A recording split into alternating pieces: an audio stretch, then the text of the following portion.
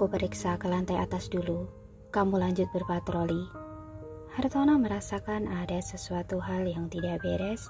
Ia bergegas naik ke lantai atas untuk memeriksanya. Suasana di dalam villa sangat hening, semuanya tampak normal. Namun ia merasakan ada semacam firasat aneh yang tidak bisa diungkapkan. Hartono melihat sekeliling dengan waspada tetapi tidak menemukan apapun.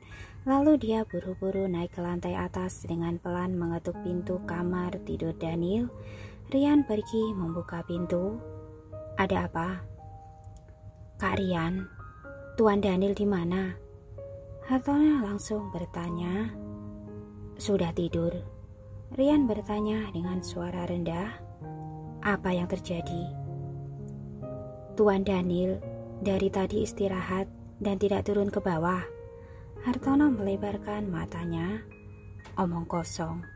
Rian mengerutkan keningnya. Kalau begitu, aneh sekali. Hartono semakin tidak tenang. Tadi Gilang mengatakan bahwa dia melihat Tuan Daniel di taman. Lalu ia mengatakan bahwa kondisi Tuan Daniel terlihat sangat kuat dan sehat saat muncul di samping kolam renang. Kapan? Rian mendengarkannya dengan bingung. Baru saja, beberapa menit yang lalu. Hartono melirik sekilas ke dalam ruangan. Di bawah cahaya remang-remang, samar-samar terlihat Daniel yang sedang berbaring di atas kasur, tidur dengan nyenyak. Mana mungkin? Rian berbicara dengan nada rendah. Tuan Daniel, jam 11 sudah di kamar. Ia sudah lama tertidur. Mana mungkin bisa muncul di taman? Aku juga merasa sangat aneh. Hartono buru-buru mengatakan, mungkinkah seseorang telah menyusup masuk ke dalam? Nyalakan lampu dan periksa. Perintah Rian dengan tegas. Aku akan memberitahu Thomas untuk mengirim beberapa orang kembali. Baik. Hartono bersiap-siap pergi menyalakan lampu. Lalu Rian mengambil ponsel bersiap-siap untuk melakukan panggilan. Di saat itu juga tiba-tiba terdengar suara ledakan. Pam. Yang sangat keras di lantai bawah. Ruang dapur tiba-tiba meledak, puing-puing berhamburan kemana-mana. Suaranya sangat kuat dan menggelegar, menggetarkan seluruh bagian villa. Pada saat yang bersamaan, api yang berkobar-kobar mengamuk keluar dari ruang dapur. Apinya menyembur kemana-mana, seketika telah menyapu seluruh ruang makan dan ruang tamu. Peringatan darurat, cepat! Rian buru-buru memerintah. Baik. Hartono segera turun ke bawah untuk mengumpulkan pasukan. Rian kembali ke kamar. Saat ini Daniel telah terbangun oleh suara ledakan. Ia dengan tegas memerintahkan, bawa anak-anak pergi dulu.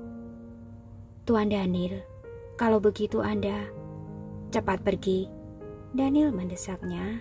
Baik. Rian segera pergi ke kamar lain untuk mencari Carlos, dan Carla. Saat ini para pengawal dan pembantu di dalam villa telah terbangun. Satu persatu berteriak ketakutan, berlarian kemana-mana. Carlos dan Carla berlari keluar ruangan dengan ketakutan, berteriak, Papi, Mami.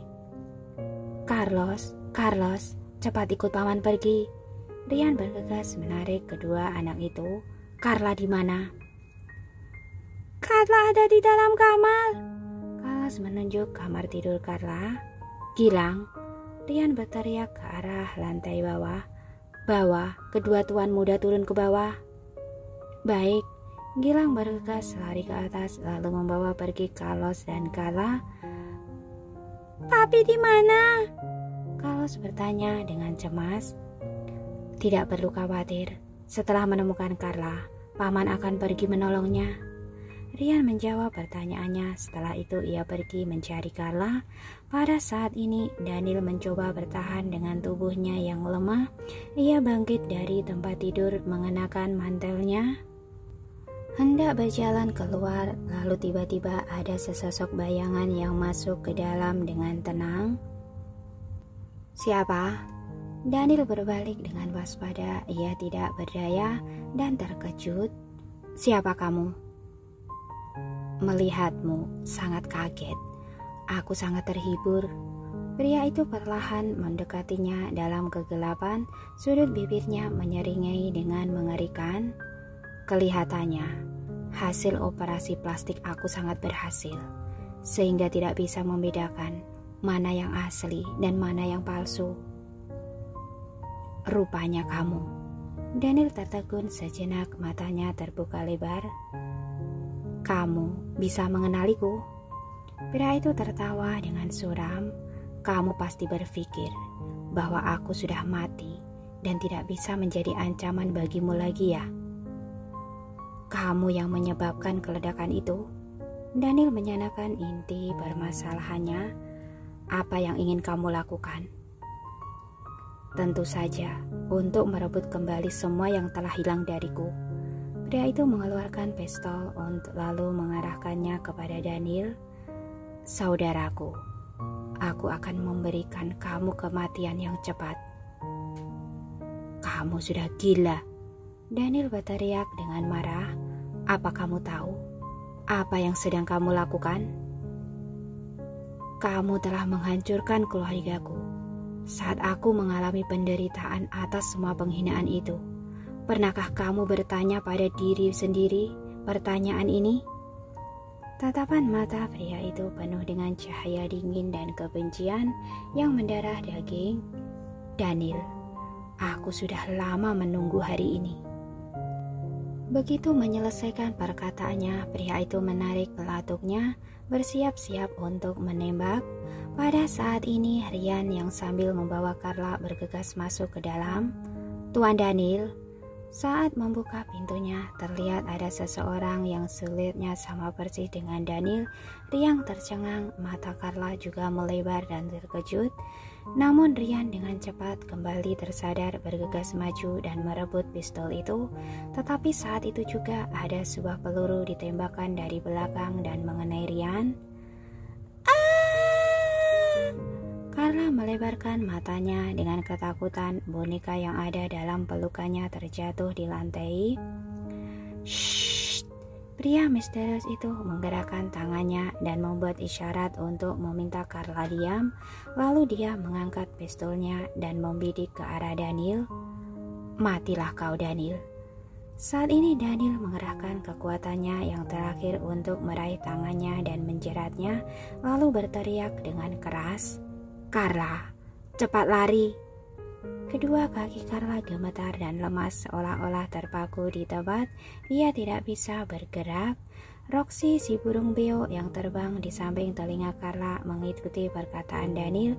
Ia terus-menerus berkata, Carla, cepat lari. Carla, cepat lari. Barulah saat itu Carla kembali tersadarkan. Ia bergegas lari keluar.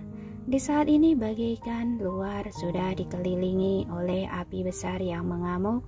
Begitu Carla berlari keluar, dia bertemu dengan beberapa pria baju hitam bertopeng. Ia terkejut dan berteriak dengan histeris. Orang-orang itu bersiap ingin menangkapnya. Lalu Roxy, si burung elang, terbang masuk ke dalam dari luar jendela. Dia mengalihkan perhatian pria-pria baju hitam bertopeng itu. Kemudian Roxy, si burung beo, di depan memimpin jalan. Carla berlari mengikuti Roxy dengan menuruni tangga spiral. Namun setelah berlari beberapa langkah, seorang pria baju hitam bertopeng tiba-tiba menyerbu dan hendak menangkapnya dari belakang. Ia terpeleset lalu kehilangan keseimbangan dan jatuh terguling ke bawah dari tangga. Di dalam ruangan, Daniel ditahan oleh pria misterius itu di atas meja. Lalu ia menodongkan pistol itu ke kepalanya, menggetakkan giginya dengan marah. Kamu pikir kamu sekarang masih bisa melawanku? Aku beritahu, malam ini semua orang yang ada di sini harus mati. Istrimu adalah milikku, hartamu adalah milikku. Anakmu juga harus memanggil aku papi. Aku akan menggantikanmu dan menjadi Tuan Daniel generasi yang baru. Matilah kau, Daniel. Dia menarik pelatuknya dan bersiap untuk menembak. Namun pada saat itu juga sebuah jarum perak tiba-tiba terbang masuk ke dalam, mengenai leher pria itu. Seluruh tubuh pria itu terguncang dan sebelum dia bisa bereaksi, dia sudah merasakan seluruh tubuhnya mulai mati rasa.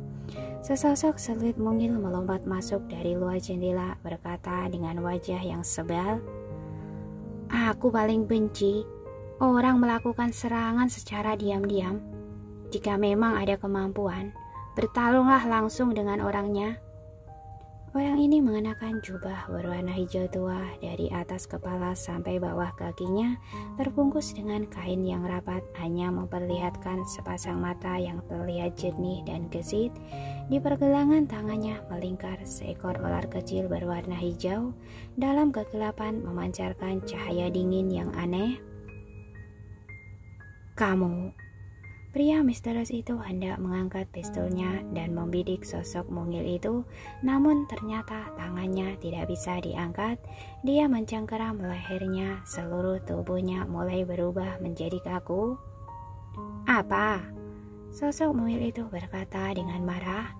"Aku kesini untuk mencari anakku, tapi kamu malah membakar rumah ini. Aku harus pergi kemana mencarinya?" Pria misterius itu tidak berbicara, namun ia mencari kesempatan untuk menekan tombol remote pemanggil bantuan yang ada di tangannya. Dengan cepat beberapa pria baju hitam bertopeng masuk ke dalam. "Dasar pria licik!" Sosok mungil itu segera mengeluarkan sebuah bom asap berwarna merah. Dia melemparkannya ke lantai, lalu seketika juga bom itu menyemburkan sekumpulan bunga api, kemudian melepaskan sekumpulan gas anestesi. Sekelompok pria baju hitam bertopeng itu segera menutupi hidung mereka, tidak berani maju ke depan. Sosok mungil itu bersiap-siap untuk melompat keluar dari jendela dan pergi.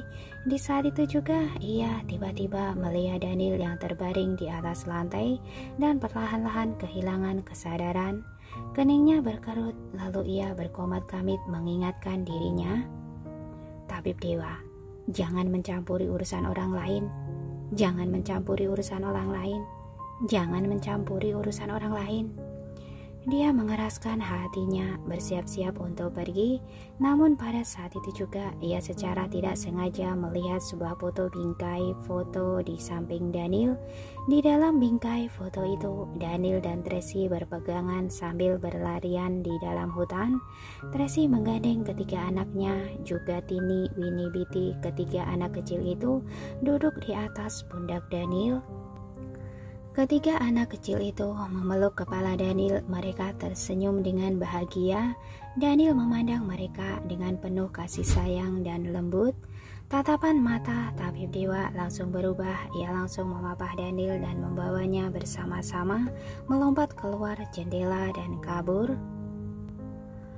Villa sisi selatan berada dalam kekacauan. Setelah villa sisi utara menerima berita itu, Tracy segera membawa orang untuk memadamkan api dan menyelamatkan orang-orang. Namun pada saat ini seluruh bagian villa sisi selatan telah ditelan oleh lautan api. Padahal tempat pernikahan ini telah diatur sedemikian rupa, tapi kini sudah berubah menjadi abu. "Kenapa bisa begini?" Tracy melihat pemandangan yang ada di depannya. Ia terkejut dan kedua kakinya menjadi lemas. Dia seperti orang yang kehilangan akal sehat dan hendak menerobos masuk, lalu ditahan oleh Thomas dan yang lainnya. "Nona Tracy, sekarang tidak boleh masuk. Alat proteksi kebakaran akan segera tiba." "Lepaskan aku!" Tracy memberontak dan berteriak dengan histeris. "Suamiku! Carlos! Carlos! Carla! Mami, kami ada di sini!" Saat itu juga Carlos dan Carlos berlari ke arahnya di bawah pengawalan Bibi Riana. Kedua anak itu terbungkus dengan selimut, menangis dengan gemetaran. "Papi dan Carla masih di dalam. Lalu masih ada Paman Tian, kedua Toksi." "Carlos, Carlos!" Tracy memeluk mereka dengan erat.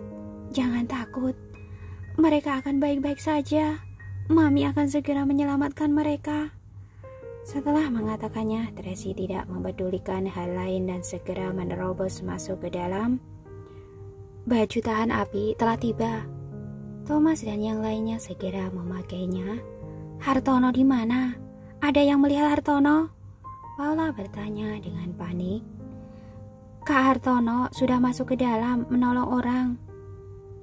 Dia tidak memakai baju tahan api. Tidak, sudah tidak keburu. Aku mau pergi menolongnya. Di dalam ruangan, Hartono mencari segala sisi ruang villa yang berada dalam kondisi api yang menyala. Akhirnya ia menemukan Carla di tangga dan Roxy si burung elang yang terkena luka bakar.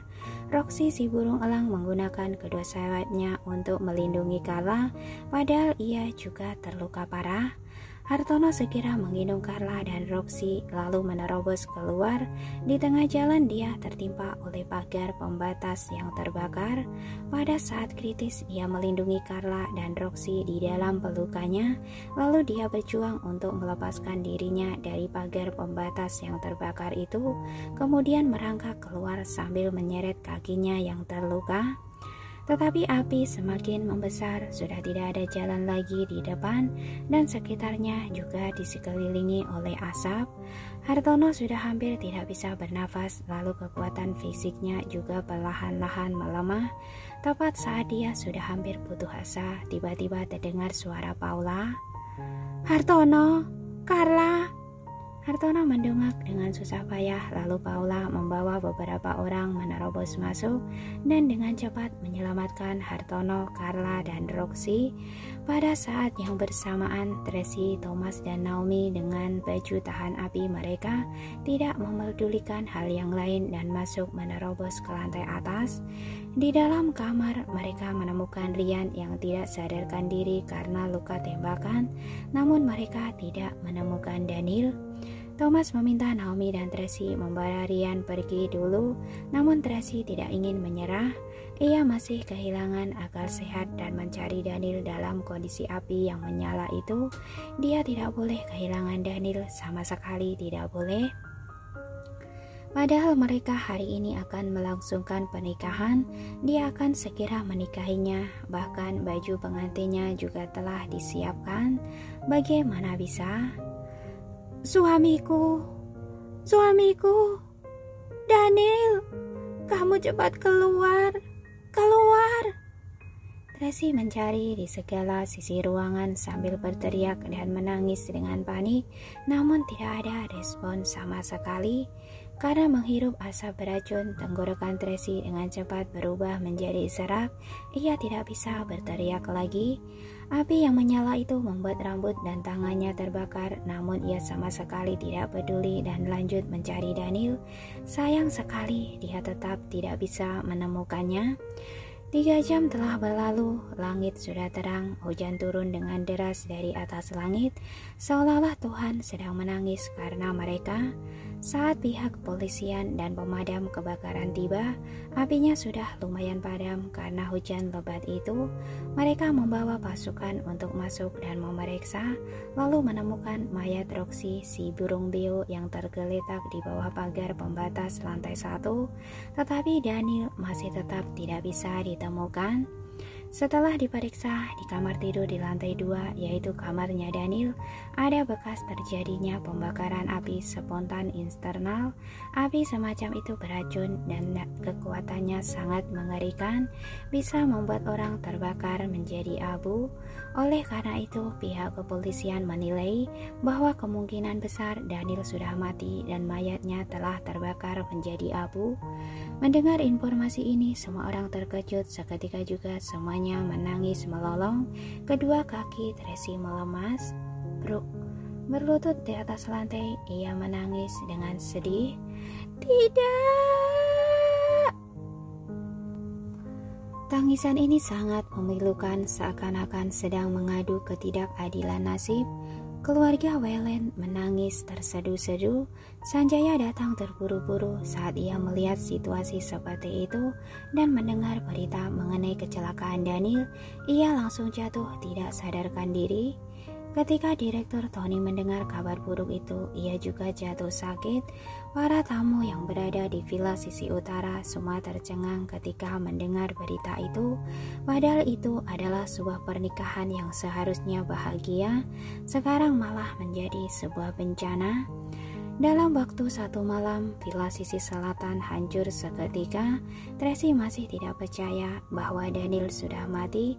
Ia punya firasat bahwa Daniel masih hidup, pasti masih hidup. Ia meminta orang untuk pergi memeriksa dan mencarinya, berharap ada sececah harapan dan sebuah keberuntungan. Pada saat yang bersamaan, situasi keluarga Whelan saat ini membutuhkan seseorang untuk memimpin situasi keseluruhan. Tidak peduli seberapa sedih dan seberapa sakit hatinya, Tracy harus kembali tegar. Ia harus menopang keluarga ini. Insiden ini membuat keluarga Whelan menderita kerugian yang besar. Pengawal Gilang tewas dalam kebakaran. Roxy, si burung beo demi melindungi Carla, juga tewas terbakar. Setelah Ryan tertembak, dia juga menghirup gas beracun. Saat ini sedang dalam keadaan koma yang parah, dan jawaban yang diberikan oleh dokter adalah tidak tahu kapan Ryan baru bisa terbangun. Lalu Carla, walaupun dia berada di bawah perlindungan Roxy si burung elang dan tidak menderita luka bakar, tetapi bagian kepalanya terluka karena terjatuh dari atas tangga. Ia juga menghirup gas beracun, sekarang juga berada dalam keadaan koma. Seluruh keluarga Whelan diselimuti oleh kesedihan. Semua orang berduka atas kejadian bencana ini. Tracy tidak memiliki energi untuk menangis lagi saat ini. Walaupun hatinya berdarah, ia harus kuat. Ia mengatur para tamu dan selayaknya terlebih dahulu, kemudian memerintahkan seseorang untuk menutup villa sisi selatan, membiarkan polisi terus menyelidiki dan mencari keberadaan Daniel. Pada saat bersamaan meminta Lily melakukan yang terbaik untuk menyelamatkan Ryan dan Carla dan korban terluka lainnya. Tracy sangat yakin bahwa sebelum Ryan jatuh pingsan, dia pasti berada di dalam kamar. Dia seharusnya tahu di mana keberadaan Daniel. Kemungkinan besar dia juga tahu apa yang sebenarnya terjadi malam itu. Menurut penjelasan dari pengawal yang berhasil selamat, pada malam itu ada beberapa orang bertopeng yang menyusup masuk ke dalam villa sisi selatan.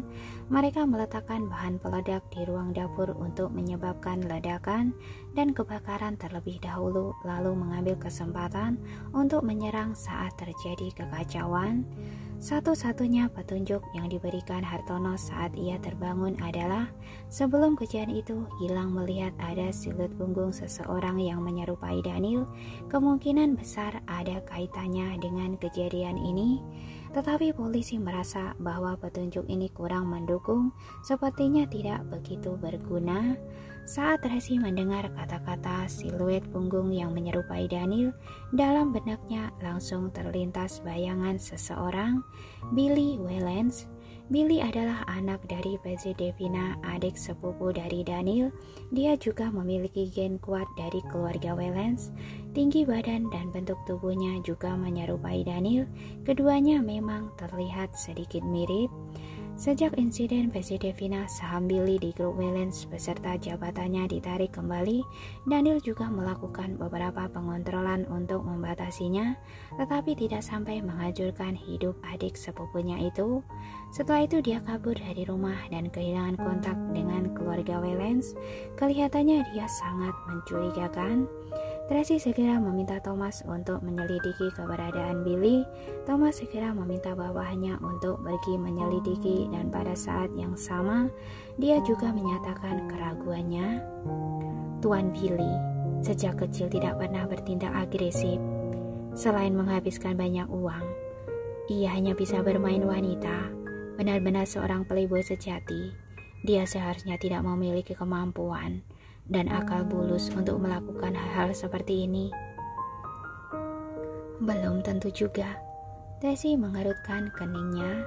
Saat seseorang sedang mengalami tekanan dalam hidupnya, kemungkinan besar dia juga bisa mengalami perubahan sifat. Sebelumnya dia tidak pernah bertindak agresif.